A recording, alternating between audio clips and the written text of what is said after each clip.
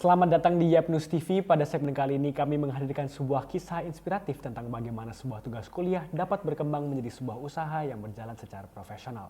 Kaya Boys, sebuah brand sandwich yang di awalnya hanya dibuat sebagai proyek akademik sederhana, kini telah memiliki outlet resmi yang beroperasi di UC Walk. Perjalanan ini menunjukkan bahwa gagasan kecil dapat berkembang menjadi peluang nyata ketika dijalankan dengan konsisten, dikelola dengan baik, dan didukung semangat untuk terus mencoba.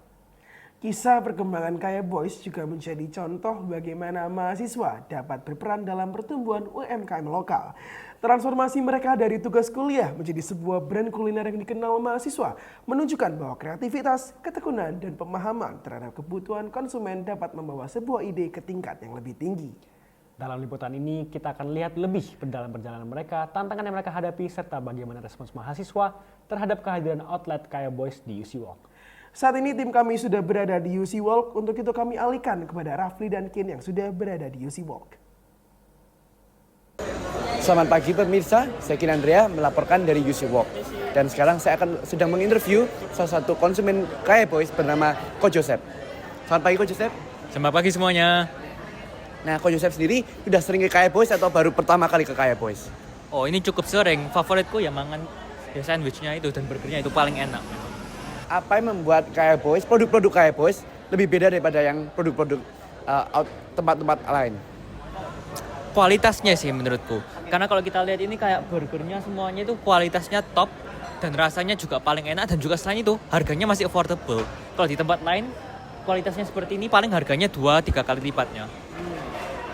Nah, menurut Ko Joseph sendiri, gimana tanggapan Ko Joseph terhadap tugas-tugas anak-anak UC yang bisnis-bisnis anak-anak UC yang awalnya tuh sebenarnya tugas sekolah, tapi jadi realita jadi bisnis yang benar-benar berkembang benar.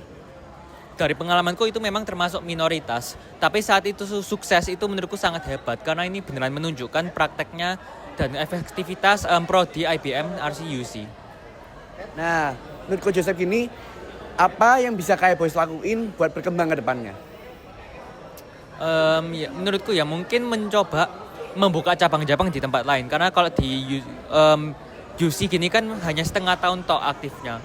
Selain itu kayak beneran kosong. Mungkin bisa nyoba di G-Walk atau di mana lainnya seperti itu.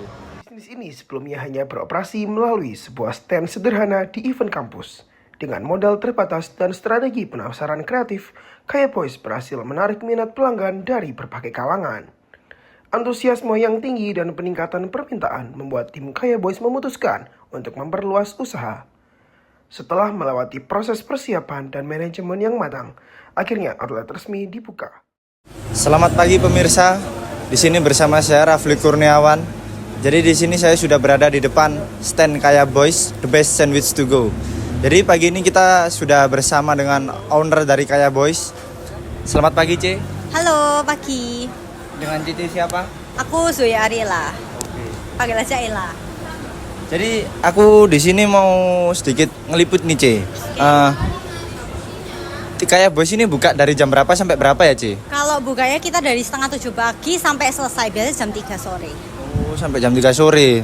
Tapi kalau sudah habis duluan, apa bisa langsung restock atau tetap habis langsung tutup, C? Kalau aku sih langsung restock. Langsung restock. Oh, oke. Terus di sini ada menu sandwich apa aja sih, C? Dan mana yang paling best sellernya?